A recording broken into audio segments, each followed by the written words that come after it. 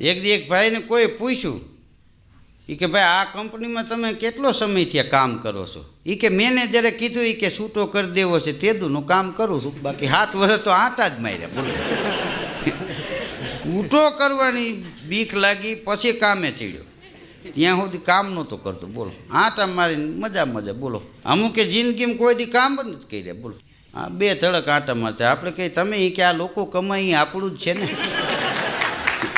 અને એને ભૂતને પીપરા જડી જાય. કામ નથી કરતા એનું હાલે છે, કામ કરે છે એનું હાલે છે. કારણ કે તમે જો પશુ પંખી છે એને દોંટ મૂકવી પડે. સિંહ જંગલનો રાજા કહેવાય, પણ હરણની આવીને ઊભું ન રહે. લ્યો એ કે જંગલના રાજા હરિહર કરી લ્યો. એ તો એની તાકાત હોય એટલું એ ભાગે હરણ, સિંહની તાકાત હોય એટલો સિંહ દોડે. ઝપાઝપી થાય ને હાથમાં આવે તો ભલે. અજગર એક જ એવું છે, એ દોડી ન શકે, પણ એ બેઠું હોય ત્યાં ભગવાન કોકને મોકલી દે એટલે સીધું ઉપાડી લે. માણસમાં કેટલાય અજગર જેવા છે.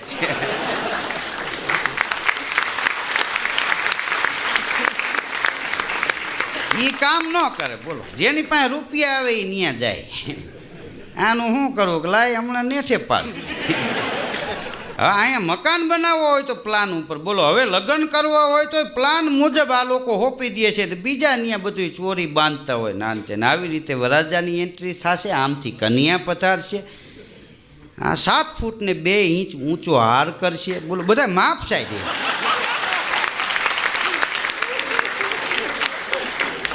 હા, હરવે તમે જો મારવા નહીં, આર્કિટેક્ટ આવશે કે કોકને મારવું હોય તો એના ઘેરે જઈને કેમ ઊભું રહેવું, કેવી ગાડીથી શરૂઆત કરવી, કેવી રીતે કાઠલો પકડવો.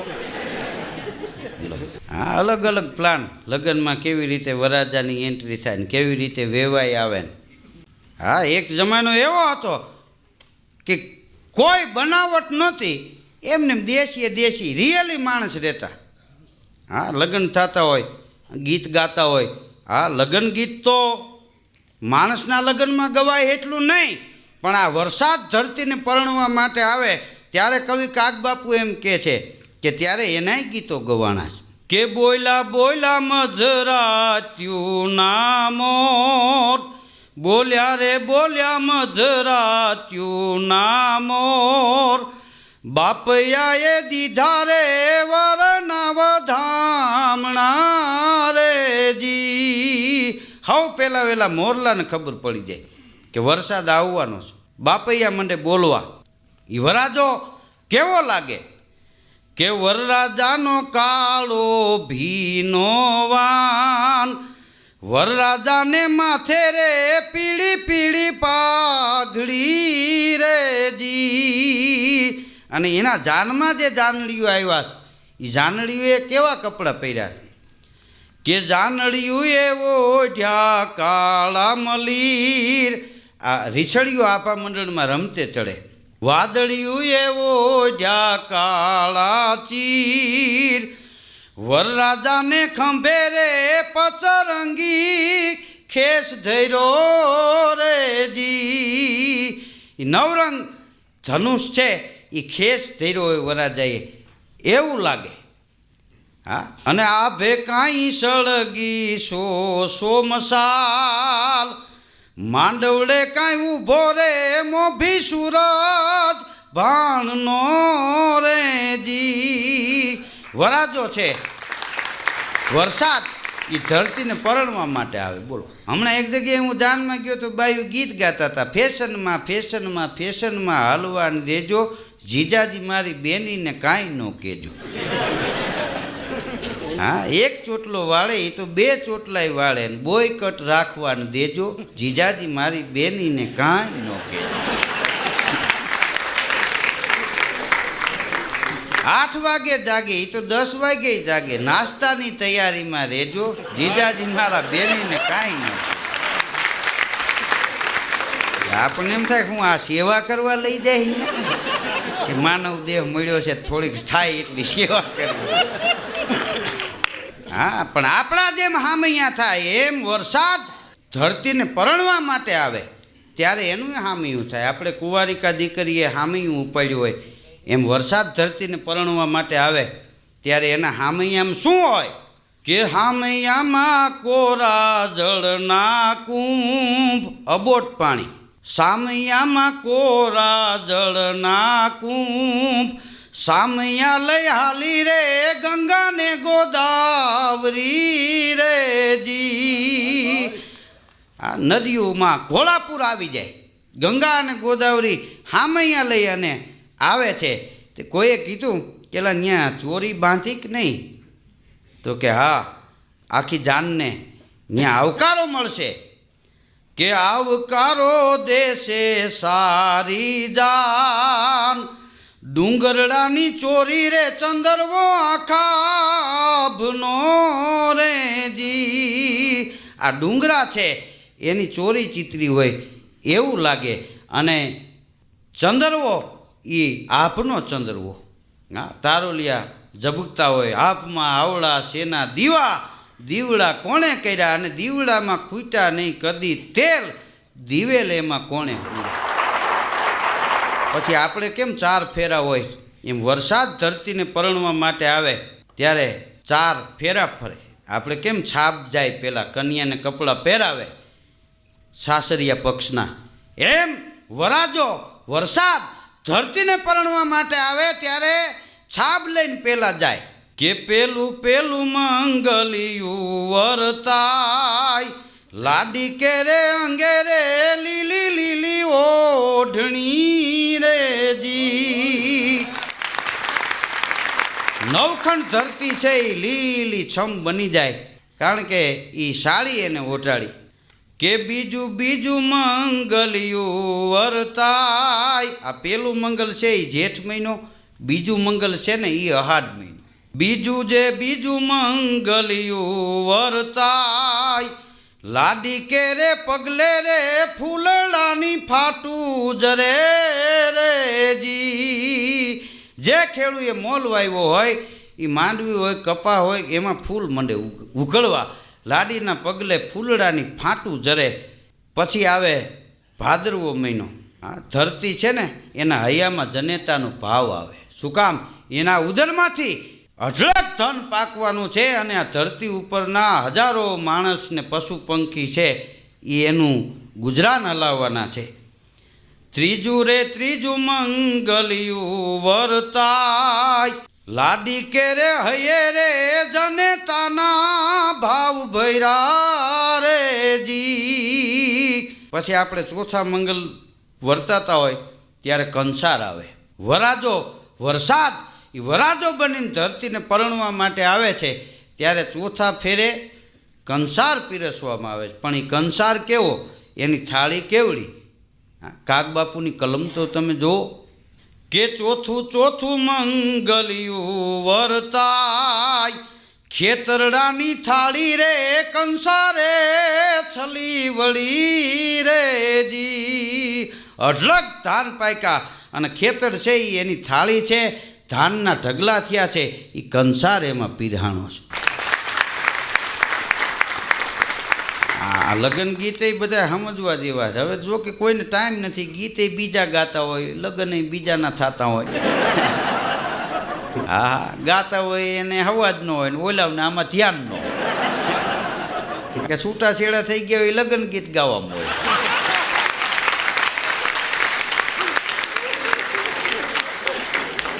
હા, આગળ તો ગીતો ગાતા, હામાં વેલા આનંદ કરતા. શું કામ? કે રૂપિયા ન હોય તો કાંઈ નહીં, સંપત્તિ ન હોય તો કાંઈ નહીં, પણ સંસ્કારનો એ વખતે એ ખોરડાઓમાં ખજાનો હતો. સંપત્તિ નહોતી, સંસ્કાર હતા. 32 ભાતના ભોજન નહોતા, ભલે લાહા લાડવા અને ચણા અને ખીચડી એટલી જ વસ્તુ હતી, અને ઘીની પિત્તળની કીટલી લઈને નીકળતા. બોલો, ઘીવાળા નીકળે તો ઘણા વારી ખાડા કરવામાં. કીટલીવાળાએ એક જાનૈયાને કીધું કે આમાં ઘી નાખવું તને હમાઈ જ દેવી અમારે. 32 ભાતના ભોજન નહોતા, પણ તેથી ભાવ હતા.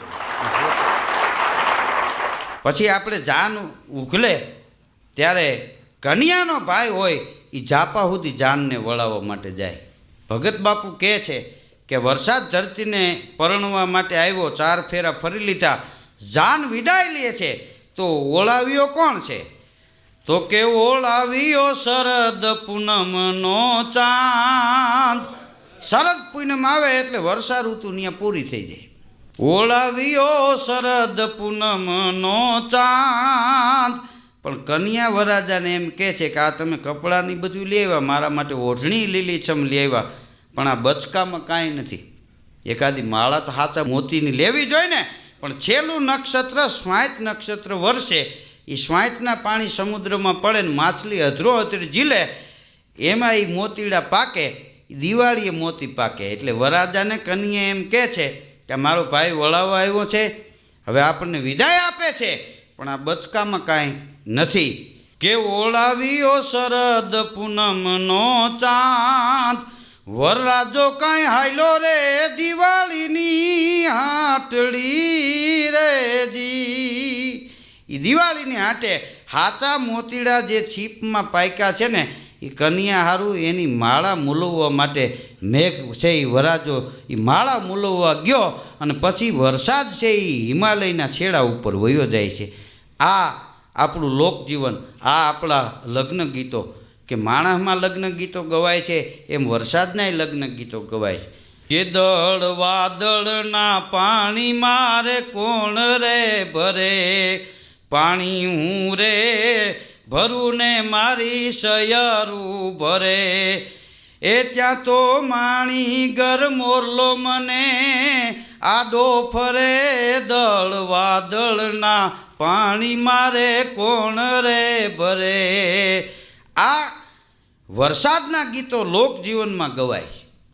આ ગીતો આપણને ગમે છે. ભલે અત્યારે કોમ્પ્યુટર યુગ આવ્યો, હા કોમ્પ્યુટર એ કે કેટલી વસ્તુ હંકરી લે. આ વરસાદ મંડાય ત્યારે કોમ્પ્યુટરવાળાને કહેજો આ ફોરા કેટલા પડે, જરાક ચાપ દાબતું આમ ઘણી ન હગાય, કારણ કે કોમ્પ્યુટરની ચાપ દાબવાવાળો જોઈ. અને ભગવાને આપણને એમને મગજમાં કોમ્પ્યુટર આપ્યું. આ 10 વર્ષ પહેલાં કોઈક 10,000નું બૂચ મારી ગયો હોય ને હામો મળે ને તો તરત યાદ આવી જાય, ત્યાં કાંઈ ટકા મામ ન કરવું, ત્યાં મગજમાંથી વળી આમ નીકળે. હા આ ઈશ્વરનું કોમ્પ્યુટર. શું કામ એ મફત આપ્યું એટલે આપણને કિંમત નથી, ઓલાનું રૂપિયા ભરીને એનો કોર્સ કરવો પડે. હા એટલે આપણને એની કિંમત થાય. ઘણીવાર મફતમાં માણસને માપ નથી રહેતું. હા જાળવા પાસે એક માણસ ગયો, કારણ કે સરોવર તરવર સંતજન ચોથા બરસત મેં, અરે પરમારથને કારણે એને ચારોય ધર્યા દેહ. આ વરસાદ છે પરમાર્થ માટે જીવે. રાજાનોય રાજા દુનિયામાં કોઈ હોય તો એ મેઘ રાજા છે. એક મેઘ રાજા ન હોય ને તો આ ધરતી ઉપર રાજા છે ને એના સરનામાં પૂહાઈ જાય. મેઘ રાજા એક રાજાના કારણે હજારો રાજાઓની ફૂલવાળીઓ લીલી લે છે. એ એને આભારી છે. મેરુપા બાપુ એનું ગામ છત્રાવા, એ જમણા ગામના પાદરમાં ઉતરા, પોરબંદરથી આવતા હતા, ત્યાંથી છત્રાવા જાવું, અને આમ છત્રાવા જવા માટે થઈને જમણા ગામના પાદરમાંથી નીકળ્યા તો તળાવનો પાળો હતો, એને એક ખેડૂત ત્રિકમને કોદાળી લઈને ખોદતો હતો ને ગાડું ભરવાની શરૂઆત કરતો હતો. મેરુપા બાપુ નીકળ્યા. મેરુપા બાપુ એ ખેડૂત નહોતા ઓળખતા. ખેડૂત ઓળખી ગયો કે રામ રામ બાપુ, કે રામ રામ બાપા, રામ રામ. ઊભા રહ્યા ત્યાં. એ ખેડૂત તળાવનો પાળો ખોદતો હતો ત્યારે મેરુપા બાપુ એટલું બોલ્યા, એલા કે તમે કયો ધર્મ પારો, તમે ક્યાં ભગવાનને માનો છો? તો કે આતા અમે તો રામાપીરને બહુ માનીએ. એમ ભજન ગાવ છો? કે હા ભજન ગાય છે અને ભજન સાંભળવાય જાય છે. તો કે ઓયલું ભજન સાંભળ્યું તમે? તોળી સરોવર પાળ સતી રાણી, તોળી સરોવર પાળ. હા મેં તો તરસ્યા ગૌ તેને વાળ્યા. કે એ ભજન તો અમે બહુ સાંભળીએ છીએ. ત્યારે મેરુપા બાપુ એ ખેડૂતની સામે જોઈને એટલું બોલ્યા કે ભલા માણસ, એ ભજન તમે અવારનવાર સાંભળતા હોય ને તમે ઉઠીને જો આ તળાવનો પાળો ખોદતા હોય ને તો આ તમને શરમજનક નથી લાગતું? તેથી ખેડૂએ ગાડું અળતું ભર્યું હતું, ઠલવી નાખ્યું અને પ્રતિજ્ઞા કરેલી, બાપુ મારી ભૂલ મને સમજાઈ ગઈ, હવે આ તળાવના પાળાને અમે ખોદશું નહીં, કોઈને ખોદવા નહીં દે. આ અમે પ્રતિજ્ઞા લઈ. એક કલાકાર, એક સાહિત્યકાર, એક ભજનીક શું કરે એ ન કહી શકાય, પણ શું ન કરી શકે એ કેવું ઘટે છે. આ ભજનોમાં આટલી તાકાત છે, આપણા ગીતોમાં આટલી તાકાત છે. તમે ગમે ત્યાં બહાર જાઓ તો કલાકારને કોઈ દી અજાણ્યું ન લાગે. તમે ગમે ત્યાં જઈને જોઈજો. અમે અહીં બેઠા હોય તો ભલે, હૈદરાબાદમાં બેઠા હોય તો ભલે, મદ્રાસમાં બેઠા હોય તો ભલે, કારણ કે કલાકાર ગામ પૂરતો નથી, કલાકાર જ્ઞાતિ પૂરતો નથી, કલાકાર રાષ્ટ્રનો છે, રાષ્ટ્ર કલાકારનો.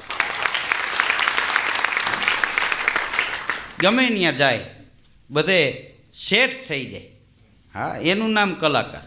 સરોવર તરોવર સંતજન ચોથા બરસત મેં, પરમારથને કારણે એ ચારોએ તરિયા દેહ. સરોવર બીજા માટે જીવે છે, તરોવર એટલે જાળવા બીજા માટે જીવે છે, સંતજન બીજા માટે જીવે છે. ચોથા બરસત મેં. જાળવા પાસે એક માણસ ગયો, નામ નજર કરી, ફળ જોયા, ફળ ખાવાની ઈચ્છા થઈ, જાળવા ઉપર ચડ્યો એ માણસ અને ફળ ખાતા ઘેરે ગયો, સૂઈ ગયો, પણ આખી રાત નીંદર ન આવી, પેટમાં દુખાવો બહુ થયો. સવારે ઉઠી અને દાંતણ કર્યા વિનાનો એ માણસ ઝાડવા પાસે આવ્યો અને ઝાડવાને ફરિયાદ કરી કે તારા નામે અમે તારા ફળ ખાતા. આપણે કહીએ છીએ ને ઝાડના નામે ફળ વેચાય છે. તારા નામે એ માણસ કે હે ઝાડ, તારા નામે મેં તારા ફળ ખાતા, પણ આખી રાત મને નીંદર ન આવી, પેટમાં બહુ દુખાવો થયો અને હવે મને ખબર પડી કે તારા જેવા તારા ફળ નથી. ત્યારે ઝાડવું ઝાંખું પડી ગયું અને એટલું બોલ્યું કે અમારા છોરુમાં કેવાપણું ન હોય. ઓલો માણસ કહે તો હું આ ખોટું બોલું છું? આખી રાત મને નીંદર ન આવી, એવું પેટમાં દુખ્યું, આ વાત હું ખોટી કરું છું? ત્યારે ઝાડવાની આંખમાં આંસુડા આવ્યા કે એ અમારા ફળનો દોષ દેતો નહીં, કે તો એ કે મફત મળ્યા ને એટલે તને ખાવાનું માપ નથી રહ્યું, તે માપ બારા ખાધા એટલે તને આ દુખાવો થયો. ઘણીવાર મફતના આપણને માપ નથી રહેતા. ઘણીવાર આપણને એમ થાય કે મિત્રોનો ભાવ ઓછો થઈ ગયો. એલા, મિત્રોનો ભાવ ઓછો નથી થયો, તમારી અપેક્ષા વધી ગઈ છે એટલે ભાવ ઓછો થઈ ગયો એવું લાગે. મિત્રના ભાવ કાંઈ થોડા ઓછા થાય. કે જ ચપટી તાંદુલમાં આપી દીધું વાલે 14 ભુવનનું રાજ, અનાથના નાથે સેવા કરી અને ઉર નહીં અભિમાન બનું, મિત્ર તો બનું એવો ઓલા સુદામાન માધવા દેવો. હું બનું મિત્ર તો બનું એવો એ જી સુદામાન માધવા દેવો. મિત્રો, દ્વારકા જઈને જોવો તો ખબર પડે કે સુદામા અને કૃષ્ણ, હા, એક સોનાની દ્વારકાનો રાજા, એક છાજેલા ઝૂંપડામાં રહેવાવાળો બ્રાહ્મણ, એ બે મળ્યા ને ત્યારે કોણ શ્રીમંત છે કોણ ગરીબ છે એનો ભેદ કોઈ કળી નહોતા શક્યા. આનું નામ મિત્ર કહેવાય.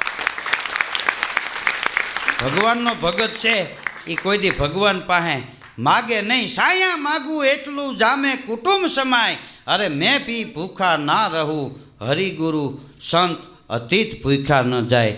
તો આપ સૌએ શાંતિ જાળવી મને માણ્યો એ બદલ આપ સૌનો ખૂબ ખૂબ આભાર. ધન્યવાદ. જય ભારત.